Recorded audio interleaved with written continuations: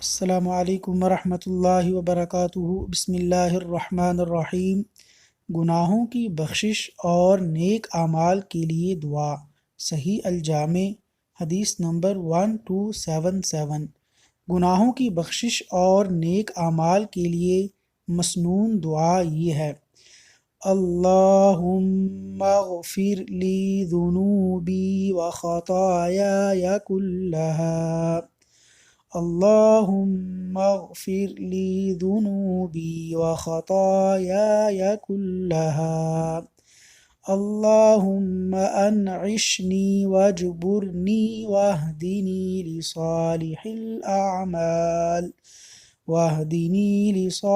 الاعمال والأخلاق فإنه لا يهدي لصالحها ولا يصرف سيئها إلا أنت۔ ترجمہ: اے اللہ میری تمام گناہ اور خطائیں بخش دے۔